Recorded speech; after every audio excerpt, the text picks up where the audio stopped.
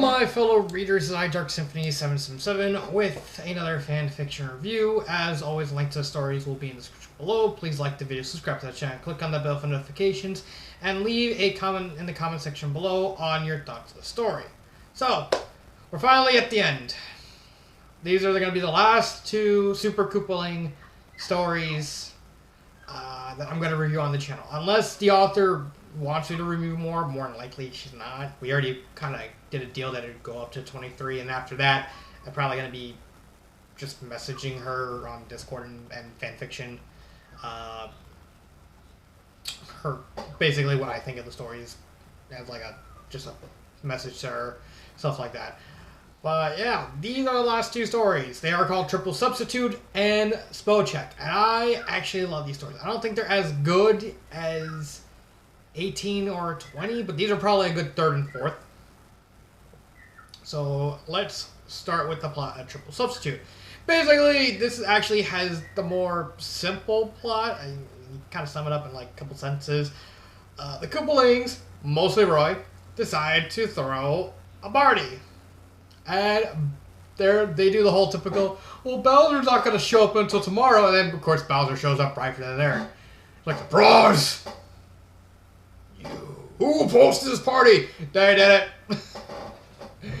And so Bowser, wanting to teach him responsibility, says, okay, for 1 week, you're going to be substitute. You're going to be substitute teachers. Deal with it.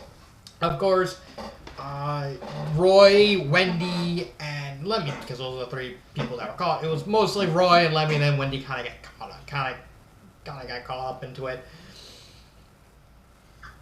They have to go be substitutes for different classes. Roy is going to be middle school, Wendy's kindergarten, and Lemmy is high school. And all of them kind of just intersect, kind of just do their own little plot line thing. So, with Wendy's stories, it's just she is very deathly afraid of kids because she's just afraid of them. I can't remember if the story mentions why she's afraid of. I think it does. I just can't remember off the top of my head. I spent like all night reading that dang lesbians fighting demons with demons from their phone story.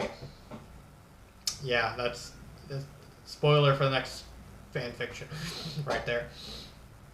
But yeah, she's probably the simplest. She basically she's afraid of kids. Two of her brothers, I think it was Morton and Lenny, kind of try and cheer her up. Yeah, it was Morton and Lenny. They try and cheer her up. The kids come in, they start a food fight, she freaks out. And then after a little bit, she's trying to figure out how she can get over her fears.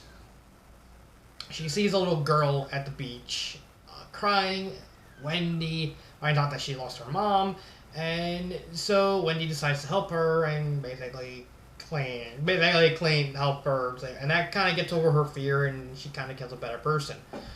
That's Wendy's story. Because, yeah, the thing with this story is just it kind of rotates between the three Koopalings. So, it always goes, one or the other. It's another thing.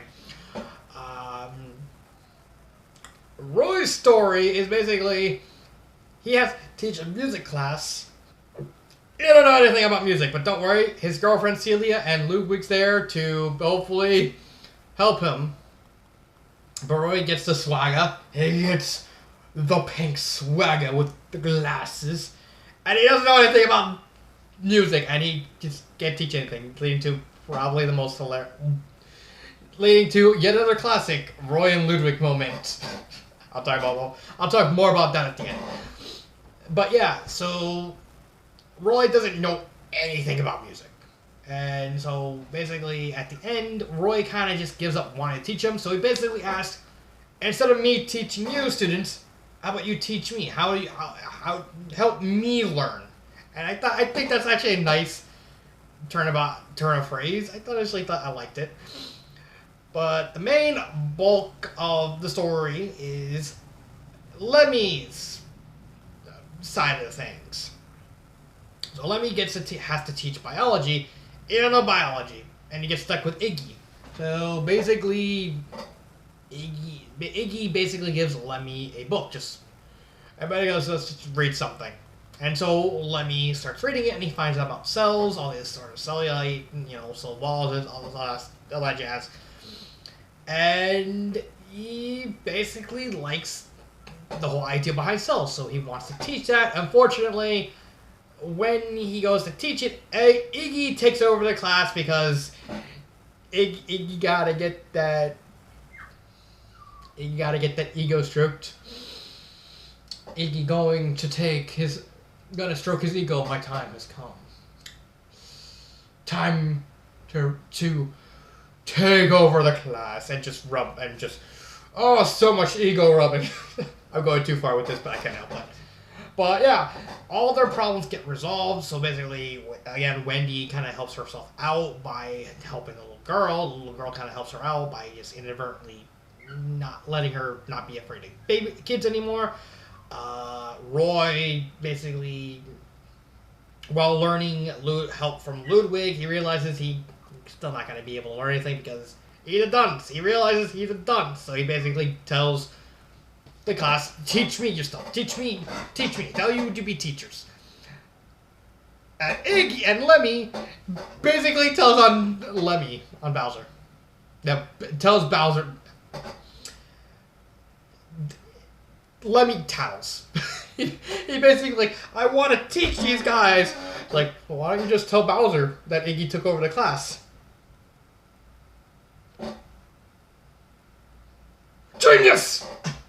And he basically tells Bowser, Iggy took over my class. Iggy! Yes, Daddy. You took over Lemmy's class. No. Yes. You need to watch Lemmy, but I want you to take over the class. Come on, yes. I got one. What is it?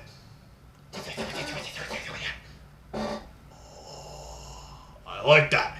And basically, Bowser and Kevin punish Iggy by just taking away his voice. That you can't strip your ego and teach your class if you can't talk. Yeah. But yeah, that's more or less the plot of Triple Substitute. Yeah, there's not much to talk about because it's literally just 3 separate tiny plots that kind of all have an intersecting theme. So in terms of plot, there's just not a lot of to talk about. Like more or less just talking about everything already. Characters, I liked all the characters that are presented. I think they're well done. I liked the fact that Wendy was very scared of children. And while I think maybe Wendy's plotline could have been stretched out a little bit more. Mainly to better understand why she's afraid of kids. I think it for being a shortened version of just helping her resolve her own issues, I think it's still not bad. Roy is freaking hilarious. He basically gets the swagger, he gets the ego. He's like, I'm gonna teach these kids how to play music. And he points at the notes like, this is a golf club. Yeah. Genius, Roy. Genius. And Lemmy is kind of like pissed off that Iggy took over his class, that he doesn't want it. He actually wants to learn something. He learned something new. He actually wants to try and do it, despite the fact Lemmy actually wanted to teach the kindergartens, but once he realized he likes talking about cells, he's like, and then Iggy shows up, and then Lemmy's like, But yeah, that's more or less the characters. Like I said, there's just not a lot of substance because it's just 3 small plots kind of just rotating. But yeah, that's more or less the plot. That's more or less the characters. The pacing is probably the weakest part because I honestly think it could have went on a little bit longer. Like it's 22,000 words. Honestly, maybe just a couple more maybe a little bit slower, just a smidge. I honestly think based on with Roy being, admitting he's kind of a goof up. Yes, he's fine. Lemmy realizing the whole, you take another class, that's fine. I honestly think Wendy's story should have been a smidge lower. Really, most of my complaints is just simply the fact that I think Wendy's story was just really way too short for what the author was trying to do with her. It's really, my only complaint is just, hey, Roy and Lemmy is fine. It's just specifically just Wendy that I just think should have been a smidge longer. But yeah, even as the length it is, it's still written not bad. It's still written pretty good, and I still liked it. I just think it could have been a little longer because the other two were just more character things, but this one's more personal because I don't remember if she ever mentioned that she doesn't have if she has a problem with kids before. And I honestly think just could have been a little done a little deeper. Grammar is fine. Nothing wrong with the grammar. Would I recommend this story? I actually would. Like I said, it's still a good story, and my only real problem is just Wendy's story. Wendy's mini story is just a little too short. I think could have been longer. But however, we're gonna talk about my favorite part. God dang, Roy and Ludwig. So, if those of you don't know, when I reviewed Minesweep, my favorite part was the whole joke thing with Roy and Ludwig. And this is basically just them just doing number 2 electric. So basically how the joke goes is Roy swaggers into class, going like Vince McMahon, and Ludwig is like completely apprehensive. He's like, oh, please don't fuck this up. Please don't fuck this up. So Roy starts the class. All right, he draws like a quarter note, and Lou's like, okay, it's a quarter note. You get this right. You get this right. You get this right. No, not a quarter note. Half note. You get this right. You get this right. And then Roy, this is a golf club, and then Lou, we just like, oh no, oh no. And then Roy draws a third chord. I know nothing about music, so bear with me. And Luna was like, please say third chord. Please say third chord. This is a golf club too.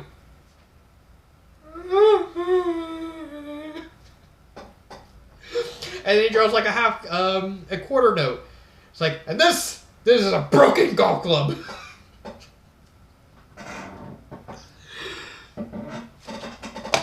And then Ludwig just basically losing it. It was, what chapter was that? Yeah, chapter 11. It's like, oh yeah, I just love this chapter.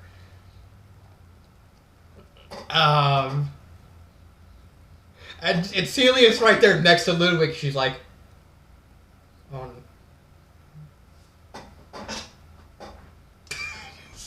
Just not wanting to be near Ludwig. It's like, oh no, this is gonna be bad. This is gonna be bad. This is gonna be bad. Oh yeah. And then it kind of goes on where Ludwig basically just walks up to a student and goes, "Can I have your guitar?"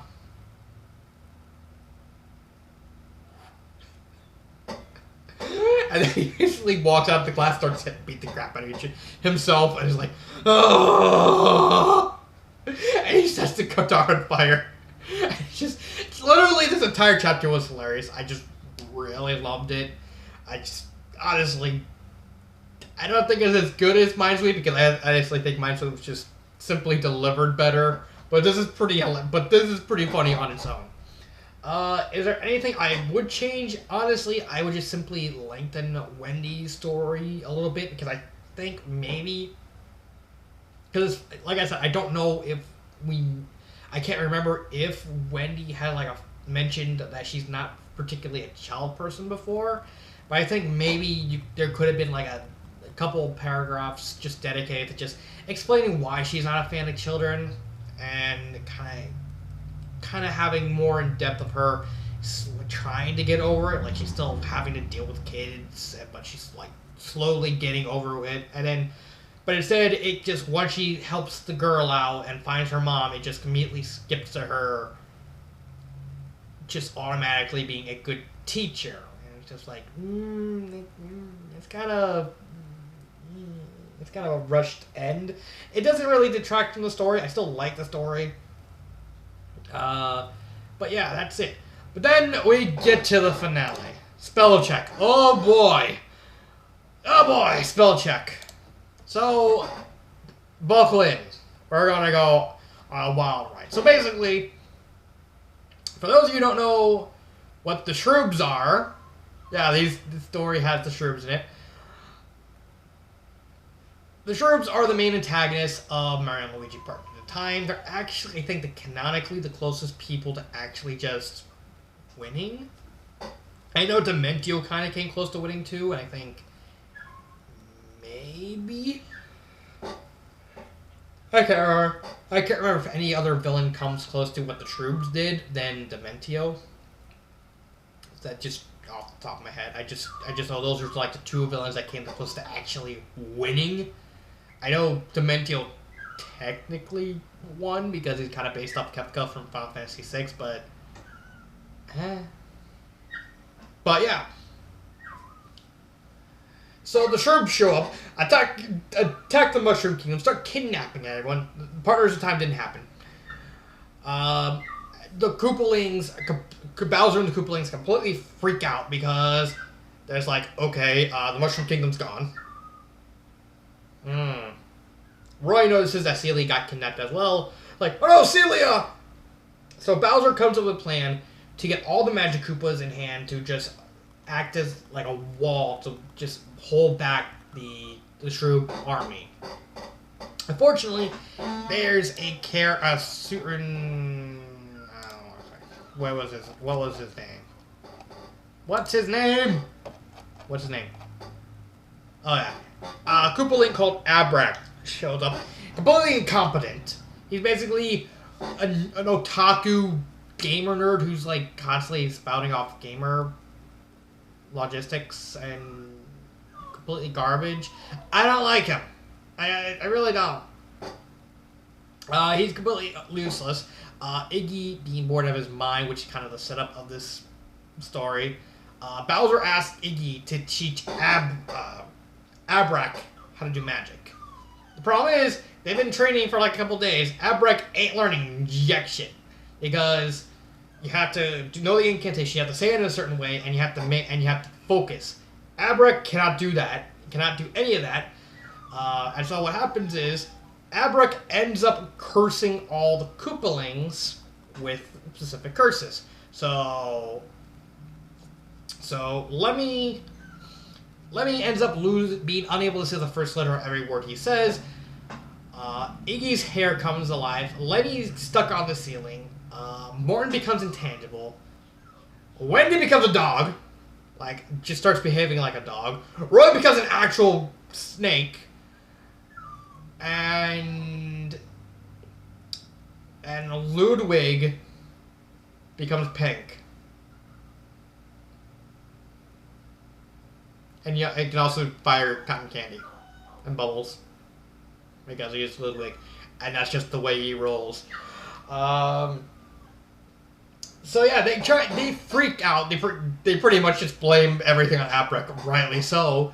Abrak's like, I can fix it, and he ends up killing himself because he's a doofus, and he doesn't really pay attention. Except he probably the last thought he thought before dying is like, I forgot to level up my waifus and gotchas, or something abnormally stupid. But yeah, he dies.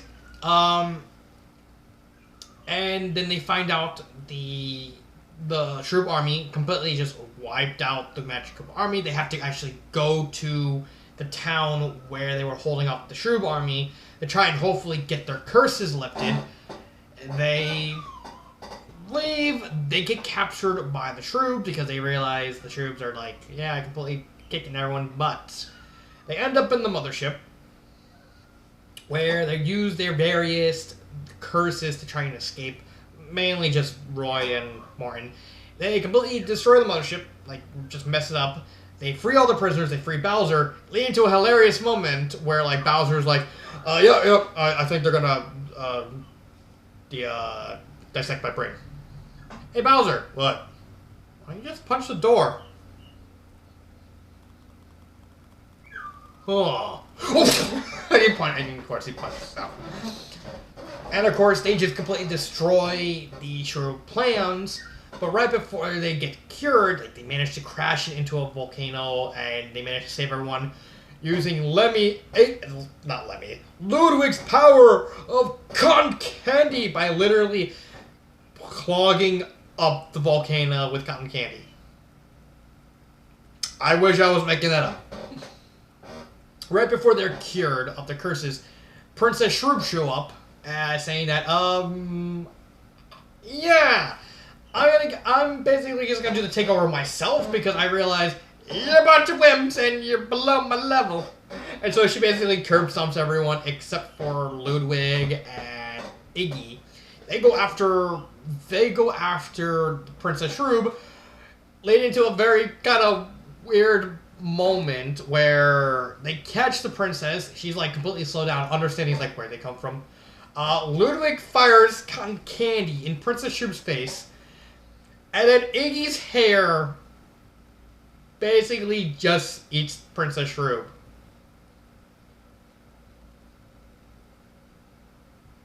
Yeah, that happened. So anyway, they're about to, they're gonna stop the plan. They're gonna stop the plan where the only part left of Princess Shroom, her arm, is basically just wakes up and just starts beating the crap out of Iggy. It's like, no, bad plan, and basically kicks Iggy off the plan and just flies away, pretty much just unerringly planning revenge. Like, it got to the point where like they even lampshaded. It's like, we saved the day. We should go after her. Iggy? Yeah? She's an arm. I don't think an arm's threatening. But, she's an arm. What she gonna do? Anyone who played Princess Partners in Time knows pretty much what the arm's gonna do. After all, Shroom has a sister. But yeah, I love the plot of this. Basically everything from like the bait and switch of like we're gonna get an actual, basically big old war thing, and then we're stuck with Abrak, and he's just a piece of shit. I can't get over how much a piece of shit he is. That's saying something when I hate this character so much because he's just incapable of being competent. That takes skill, like honest to God skill, for me to actually hate a character without even trying. But yeah, the plot is actually very well done with them getting the curses, them having to deal with the curses, them actually, having to move around because, they have to account for Lemmy, so they're like holding onto a string, and then like even Iggy gets like kind of sentimental about his hair. It's like, oh, I love you too, hair. Iggy. It's very sentimental. I really love this story, if not for the fact that, I really love 18, I really love 20. This would probably be the best. This is honestly the very good third best story. I love the plot. Let's talk about the characters. First off, I hate Abrak. I just fucking hate him. He's just like a very otaku nerd. Like, seriously. Like when Iggy first starts the class, it's like, oh, you're sticking me in the tutorial, and he has like zits, and he's basically a nerd. It's just like, I don't like this guy because he's just so incompetent. And I actually would have tore Star a new one if she actually made him competent, because like, no! Throw his ass in the dumpster, throw him in a volcano, have him die. And then she literally spoiled it for me. It's like, oh yeah, he dies. I'm literally happy on the inside, but it's like, oh, okay. But I'm dancing on the inside like the Six Flags guy. But yeah, he's just a thoroughly unlikable character. The rest of the characters are just are good, but but they're more or less just, they don't really develop. Like honestly, this is a good story where they didn't need to develop much outside of maybe Iggy developing a little bit because, he kind of gets sentimental about his living hair. But for the most part, they don't really develop that much as a character because this story didn't really need a lot of development. Like this is basically a very good, very, in terms of a character, this is very like a filler episode, but it's still a very good filler episode. And I use filler episodes and like, I might as well just use it in quotation marks because it's still it's still episode 23. It's not a filler episode. But in terms of how the characters are presenting, it has a very filler vibe to the presentation of the characters themselves, where they just didn't need to care. They really didn't need to develop that much. Like you still had some growth with Iggy and maybe some with Roy because he's more accepting of the fact that he turned into a snake. It's like, hey, snakes are sexy, and then at the end he's like, oh, I hate snakes. I hate snakes. Yes, we know you hate snakes, Roy. But yeah, I love this story. Yeah, the character, they didn't grow that much, but they worked because this was a story that they didn't need to grow much. Because the whole thing was just, the shrubs show up, just fight them. That's basically all you need. That's basically all she needed to do, and she actually delivered on that. In terms of pacing, the pacing's very short and fast-paced. Like, I think this is another example of her using the short length of her stories as an advantage to just basically do what she can to just maximize all her words, all her sentences, make every word count. Like I said, the only thing stopping this from being the best of the Super Koopalings series is because I love episode 18 and episode 20 just simply did this one better. But yeah, I love everything. Even there's no grammar errors. Yeah, there's like the Shroob language, and them actually having, it kind of leaves like a weird situation where they randomly start talking in the Shroob language, which honestly doesn't make a lot of sense. I mean, it's funny, but it basically reminds you of the whole SpongeBob when the one episode from SpongeBob when they're when Patrick and SpongeBob are cleaning out the dumpster and they say your mom is and they basically say the word and you get like dolphin noises and it's basically like 13 several words that a sailor is not supposed to say because they're like the SpongeBob equivalent to curse words. And basically it's basically like that, but just like a very kiddified version of it. Like SpongeBob got away with adult jokes like that, but they got a SpongeBob. Different time. Yeah. But yeah, I love the story. I loved everything about it. Favorite part, I actually have to like the ingenuity of the curses. They're very varied. They actually fit the characters really well. Like Wendy being a dog. Ha! I got that! She's a bitch! Lemmy losing the first letter of his sentence of each of his words. He can't really be a pungent I can't be a guy obsessed with doing puns. If the puns lose, they're basically a fun factor by just having the first letter honestly taken away. Louis depressed and he's kind of like, he wants to be like alone and by himself, so he basically turns intangible. Ludwig turns pink because he loves blue, and what's the opposite of blue? Pink. And of course, the whole him using fire, what's like a pinky version of fire. Cotton candy, and you're probably gonna have to stretch it out. Probably though, when you can really kind of stretch the reasoning for it would be like Lenny and Iggy. Like the rest of them make sense in some way, shape, or form. I don't really know the weird thematic reasoning behind Iggy and Lenny. Maybe Lenny because he's like procrastinating and his head's always up in the clouds, distracted. So it's just taking that literally by turning him into like a balloon. But that's like the only thing I can think of with Lemmy, and I can't think of anything for Iggy.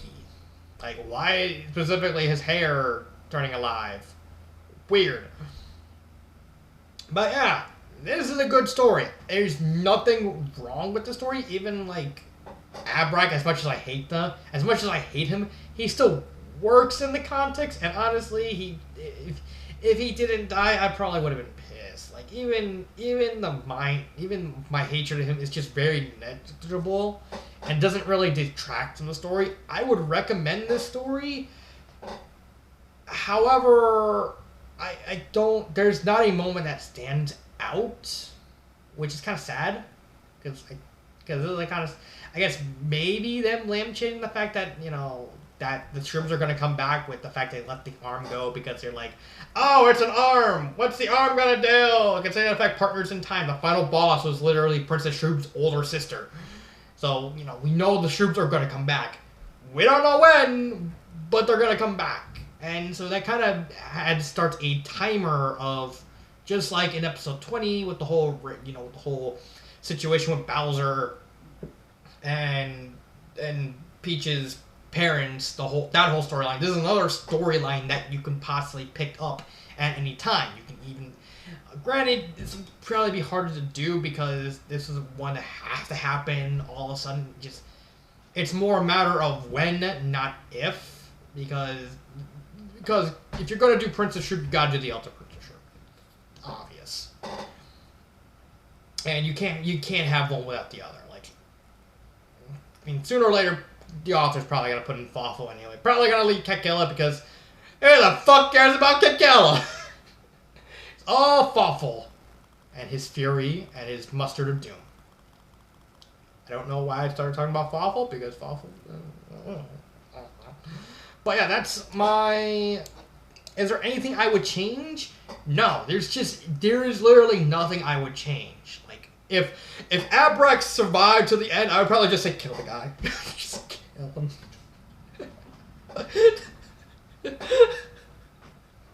That's if the author actually made him survive, but thankfully she killed him.